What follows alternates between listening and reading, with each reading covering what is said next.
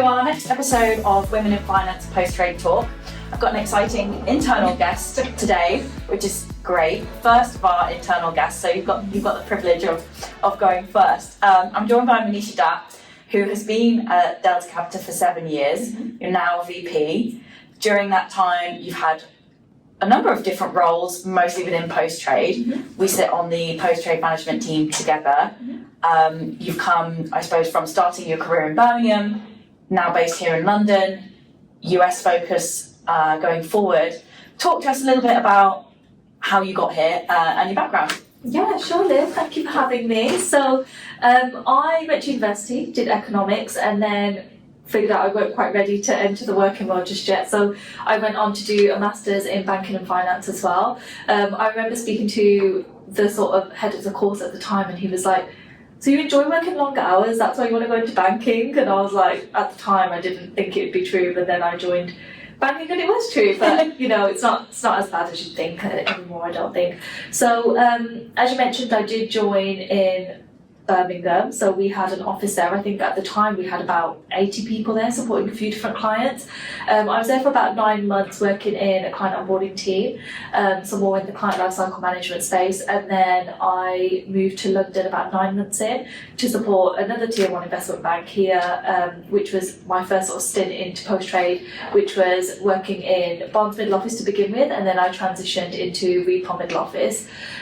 Since then there's been a bit of a mix of everything, to be honest. Like, I've been billable for majority of my career, and then in parallel, I guess over the last 3 years or so, I've also worked internally as part of the post-trade management team for our boss, Don Mamora, who's the global head of post-trade, and that entailed, helping with the management of our teams, the day-to-day sort of oversight, day-to-day running, meeting with new clients, delivering training, etc. So as I've got more experience, I've been more equipped to do that. And then from a billable perspective, it's been a blend of, I guess, remediation projects. Some have been supporting BAU, some have been supporting more change and transformation, some have been just, pure management and oversight. I think the biggest team to date that I've overseen is about 50 people globally. And then now I have a mix where I kind of oversee a few different engagements at once for the US, but almost have this blended role of building client relationships and business development as well. Great. I mean, very varied so far, and you're only sort of 7 or 8 years in. There's loads to unpack, and we'll try and do that over the course of this. But given the kind of varied experience that you have to date, what would you say are some of the common misconceptions about post-trade that we can debunk? So I think a huge misconception that there is that it's very process heavy, it's very repetitive, it's very much just following a procedure, and there's not really any room for growth or change in that space, when I think it's completely the opposite. If you are in a middle office or an operations team, you are truly that first line of defence for the bank. Like, I think you've probably got similar stories where I'm physically running over to a trader's desk at 5 p.m. as they forgot to press book on a bunch of trades, and you don't want to leave that unbooked overnight. I think there is also just a lot more to it from an overall banking experience. So for instance, a lot of the buy-side clients of a bank will rate their client experience based on all interactions with the bank. It's not just interactions with the salesperson that they deal with day to day. It is the onboarding teams, it is the middle office teams, and quite often, if you are having to have that sort of client interaction, it could be that you're resolving a break that you do disagree on. So having those communication skills to almost make that even then quite an okay experience for the clients, you can get to the resolution quite quickly, is very valuable, as all that ties into how they will rate their client experience. I think also there is a lot of pressure on lowering operational costs, etc., and sometimes that can leave teams a little bit short, but I think there is almost like a risk to that, because if you do have, for instance, let's say a build-up of age payments, age receivables, etc., that could be quite costly, because if you do have that build-up of risk-weighted assets on your balance sheet, under reg frameworks like Basel III, you therefore are required to hold more capital as a result, so that can also be quite costly. So having a fully operational and efficient running middle office is quite key from all aspects to ensure that they can manage risk, they can do it efficiently, they can do it in a timely manner as well. Just given, I mean, you and I know everything is time sensitive if you're sat in the post-trade world. And also just from a change perspective as well, it is ever changing. I think banks need to be very adaptable, and I think if you're somebody that doesn't like change, I don't think it's necessarily for you, because with all the ongoing regulation that comes into play, that's almost ever evolving, and you need to almost be adaptable to be able to shift to adhere to that. And also just all this focus on automation, etc., and being able to sort of jump around to understand, okay, that role's been automated, but what am I focusing on now? And I think almost welcoming it and embracing it can really set you up for success in that place. It's much more of a dynamic space, perhaps, than it was when we first started. Yeah. And I think maybe the misconception is that, oh no, it's still very much stuck in legacy systems. Don't get me wrong, there is still a bit of a challenge there, but actually mindset is shifting, at least, to be a little bit more dynamic and start to think about, okay, if I'm not just button pushing anymore, how are we being more efficient? How are we being more effective? Yeah. What do we need to be adding into our roles? What can we now remove from our roles to make this whole process much smoother? And you mentioned about being, I suppose, connected with the clients that you're serving and different people across the investment bank, wherever you may be. That's another really important thing, to understand the web of where you sit. I completely agree. So during my time actually on my second engagement where I was working in Bond's middle office, my stakeholder at the time, we were looking to sort of grow the team from how we support the client, and he would interview all these people and he was very tough. He'd be like, no, absolutely not, they're not good enough. And we'd be like, but why? And he was like, well, based on their previous experience, they weren't able to articulate to me where they fit in the wider grand scheme of things. Like, even if they are in CLM, okay, what is the impact of you doing almost like that KYC check? It's like, okay, you've onboarded the client, okay, what's next? What's next in that life cycle? And that was almost like a pet peeve for him, because people almost understood their little micro part, but they couldn't step away and understand the macro landscape of it. And I do think it's something that comes with time. I mean, neither of us can probably sit here and say, yeah, we've got it, we understand it, because it is just changing all the time. There's new products, there's new regs, etc. But I think just really understanding your role and where it fits in is really key. So you moved on after that, I suppose, supporting the team, and then started to transition to more kind of US focused work. What's different over there? How are our clients different? Are we servicing them in a different way?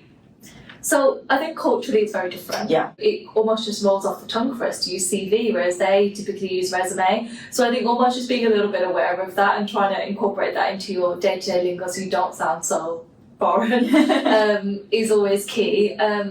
I think operationally we're just very different out there. So for instance, from an employment law perspective, they have employment at will. So an employer can terminate an employee at any given point at any time without, real concrete reason, where that's very different to how, if in a worst case scenario we do need to performance manage somebody, it's quite a different timeline that you're working with.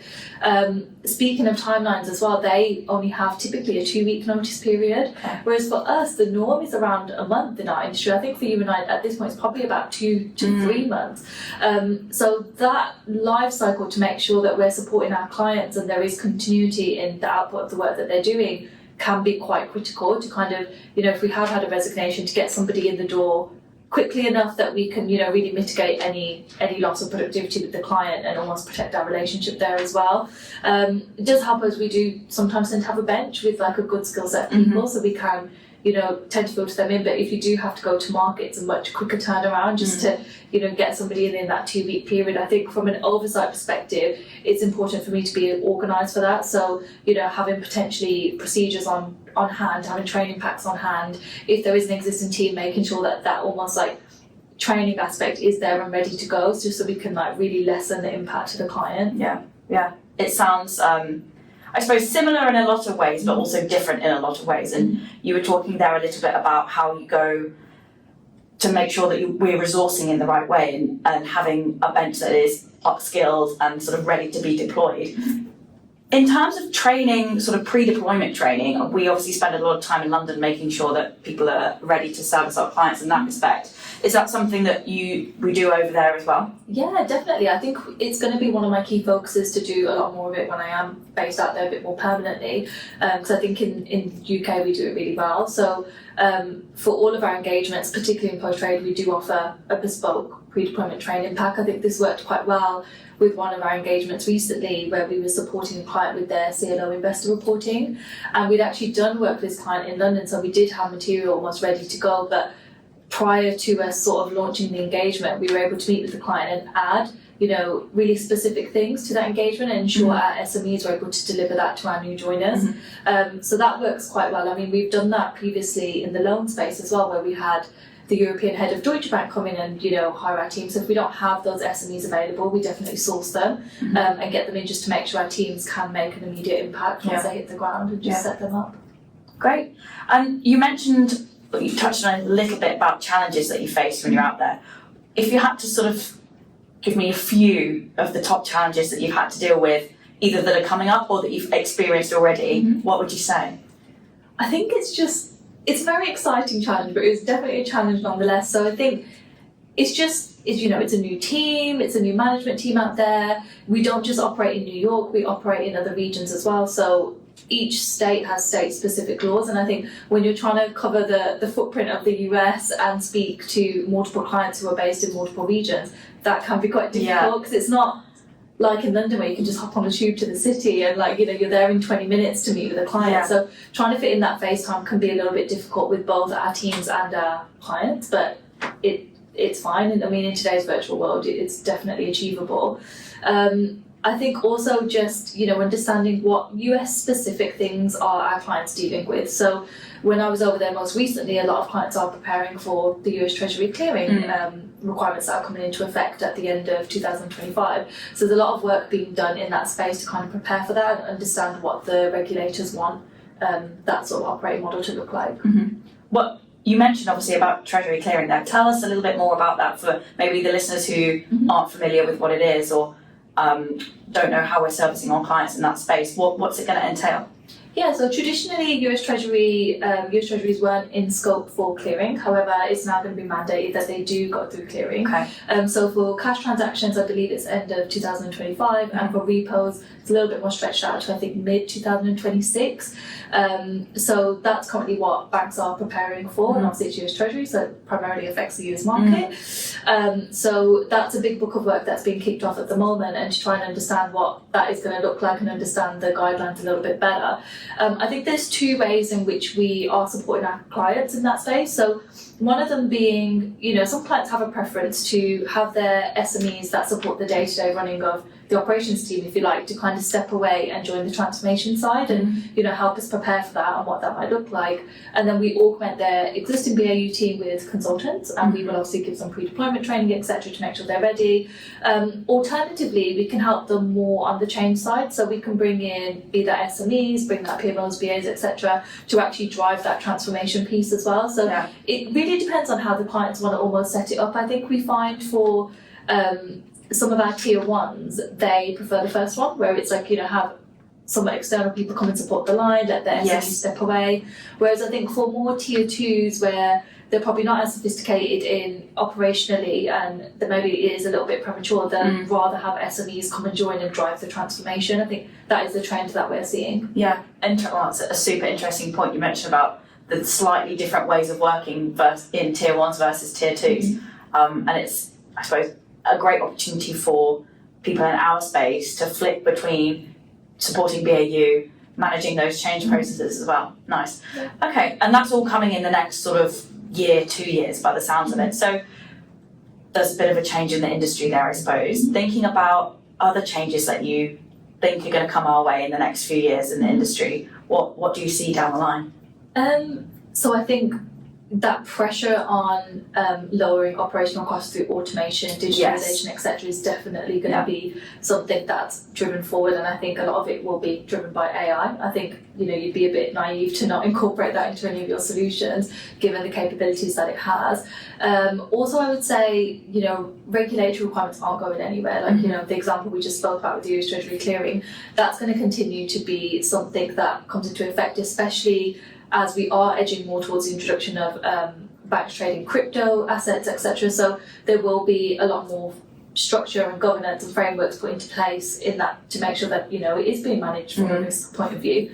I think in addition to that, ESG that's going to be a huge focus. So we are already seeing a lot of this in, for instance, the lending space. So we are seeing an increase in sustainability linked loans. So banks will actually be able to offer a lower interest rate with those that have predefined sustainably linked objectives and targets, etc. And providing that the borrowers are adhering to that, they can benefit from lower interest rates. But I think something that's going to be a focus is whether banks have operationally that structure in place to accommodate that. Yeah. Like, I think sometimes we found that, you know, because we're using legacy systems, it's almost like you're relying on the comments field in the system to kind of put in those requirements, or, you know, you're reverting back to Excel, for instance. So I do think there's going to be a lot of focus there just to make sure that we have got the robust systems in place to accommodate that. And I think to add to that point, there's almost a whole change of control framework that needs to go on around that as well, because it's previously something that isn't necessarily top of the agenda, and now more and more people are interested and want it incorporated in maybe their risk appetite and just how they approach business. So it means changes to controls, to your risk awareness. It means that the people that you're hiring also need to have some sort of foundational understanding of what that means in their decision making as well. Yeah, we definitely see. I mean, I worked quite closely with Diana Eshelman in my time in the US, who used to head up our ESG stuff internally, and like she speaks at length about the importance of it is for us as a firm when we're talking to our clients, that we do have, you know, that kind of focus as a firm as well. I mean, we've got our EcoVadis awards, etc. So it's definitely something that firms have got us for to have when they want to work with us. It helps us to become part of their preferred supplier list, is what I'm trying to say. So it's definitely very important. Nice. Okay, great. I want to change tack slightly a little bit and maybe talk at a more personal level around your experiences and maybe what you've learned. So if you had to give, and I've asked all of our guests so far this one question, it's so interesting to hear sort of their different perspectives. If you had to give one piece of advice or a couple of pieces of advice to your younger self, what would it be?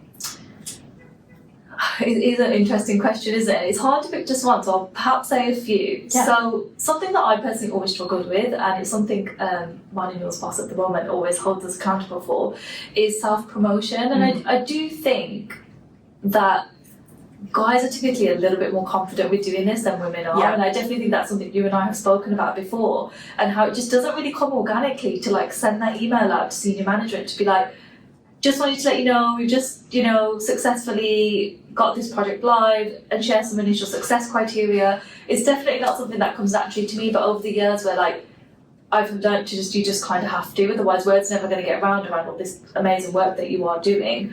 I think some things that I also say to my reportees is just very like minor things, like for instance, if you're new, you're on a project, because I do think when you're consulting, you do almost need that resilience of like constantly joining somewhere new and you need to build that rapport, etc. But don't always go to your manager with just a problem. Like, you need to be able to show that you've troubleshooted yourself, and it could be the most basic thing of like, oh, I can't log in today, I've been chucked off the ice, I need to call help desk. Let me know as an FYI, but you know, you need to try and figure it out yourself. And if you've tried almost like the first initial steps and you're still stuck, then like fine, let's troubleshoot together. But I think showing that proactivity and almost that ability to problem solve is very commendable as somebody quite junior starting out in their career. And it's great for, I suppose, self-development as well, because you're almost forcing yourself into a scenario where you have to deal with problems and, okay, how am I going to handle this? It's my responsibility to smooth this out. How am I going to go about it? And then it leads on to increased responsibility. You build trust around your team members. You can support them if the same thing happens elsewhere. Yeah, no, that's an important one. And you mentioned resilience as well. And that's, I don't know, maybe personally something that you don't necessarily have to expect, or you can't teach. It's something that you have to build. And you do that through experience, right? So it's not something that comes overnight, but at the same time, it's probably something that females in the industry have to build up quicker, potentially. I don't know. Yeah, honestly, I do think you have to be quite thick-skinned to be in the industry, because I mean, I've had it where I rang the trade and told them about a problem. They're having a bad day and they've almost like screamed at me down the phone, and I'm just like, it's not my fault, you booked it wrong. But you can't say that. You almost just have to like make it not personal, because it's not your fault. Like, that it's gone wrong. If anything, it's their fault. They've made the fat finger error, not you. You've just caught it. You're trying to help them out. But it is just a high pressure environment, and you don't always have the exchange of pleasantries. Sometimes it is just, right, cut to it, let's just get to it. Yeah. So yeah, I do think you have to be quite thick-skinned, and you know, with any job, you don't always meet like the most pleasant people. Not everybody around you's going to be supportive. Some people are intimidated by you. Some people are, you know, very overly competitive. It is a competitive industry, and I think the quicker you can get a bit uncomfortable is the wrong word, but almost like resilient to it, and just build a little bit of thick skin, which I do think comes with experience. I think you'll be okay. You'll get more comfortable. One of the other things that we were talking about, I think it was earlier in the week, and it was off camera, was around managing upwards. Yes. And that's a really interesting trait and a very tricky one to develop as well, because it's not something that you can necessarily teach either, but it's very helpful if you're trying to manage people's expectations or help establish where you'd like your career to go. If you can learn how to talk to different audiences, not just upwards, but also downwards and laterally, across different stakeholders, whether they be your colleagues, whether they be with clients, that ability to tailor how you're talking is also, it goes a really long way. Yeah, I can't emphasize that enough. Like, we see it so much. I think just on the whole managing upwards thing, I think definitely as you navigate your career, managing your manager is so key. Like, you need to be the one to put the one-to-ones in. You've got to be the one to say, look, what do I need to do in order to get promoted? So the driver. Yeah, they're not going to push you for it. Like, you've got to be the one to show that initiative, show that enthusiasm that, you know, you do want this, you're enthusiastic about it. Like, there's no two ways about it. Like, you want that promotion, and they need to almost like help you get it. But unless you show that, how are they going to know? They're just going to think you're fine, just coasting. You know, we're at a point now where our reportees are becoming managers, and it's almost like training them to become managers. And they're like, oh, you know, but they don't ever put in a one-to-one, and I'm like, that's fine. Like, if they don't want to drive their development, that's on them. Like, no matter how junior you are, you need to be the one to do that, in my opinion. I agree, and that leads me on really nicely to our next question, actually, because I wanted to talk to you a little bit about mentors, and if you've ever had a mentor or been a mentor, what did you learn from it? Was it beneficial? So I've been quite lucky that I've had a couple of mentors at this point. I think our company is quite good. Like, we offer quite a few mentorship programs, and ever since I was quite junior, talking like maybe like 5-6 years ago now, I've benefited from a mentor. So I don't know, I just think, why wouldn't you? Like, why would you not benefit from somebody else's lessons learned? I think, I won't give any spoilers to the podcast audience, but you and I actually share a mentor, and she is phenomenal. So she is obviously a woman. She's worked in post-trade services for most of her career. You know, things that we're encountering and we're struggling with, she's probably already done, and she's able to offer her perspective. And I think sometimes you're so boggled down in like the day-to-day of your role, you almost forget, okay, I need to also be working on all these other things around me. I think both you and I agree that you do walk away from those sessions feeling quite motivated, quite inspired to like step out your comfort zone a little bit more. So I definitely recommend anyone who has got that access to a mentor to definitely. Yeah, it provides that sort of bigger picture view, almost, doesn't it? And holistic view of how you're going about your day. Because as you mentioned, it's very easy to get bogged down in your BAU and your daily role, and this is what I need to do. But actually, to have a little bit of perspective, even if it was to be 4 times a year, on, okay, what trajectory am I on versus where I want to be? How do we work backwards from that? And maybe they're at the same company, maybe they're not. Maybe they're just in the same industry, or maybe they're in a completely different industry, but they have tenure that we just don't at this stage. And it's just good. It's almost information gathering and guiding yourself. And I also think it makes you a better manager for your reportees further down the line. Completely as well. And it's reflective. Like you said, I liked your point around that, you know, even if it's 4 times a year, it's just that point to kind of pause, look back and think, okay, where am I going with this? And like, you know, what are my next steps? Am I still on track for where I want to be? Yeah, absolutely. Yeah. I did want to backtrack a little bit. I wanted to talk to you a little bit more about communication as well. Okay, so, go for it. I mean, quite often you get asked, okay, what is the one thing, or I've been asked quite recently actually by one of my reports, what's the one thing you'd say is like the most important trait in sort of the corporate world and like how to be set up.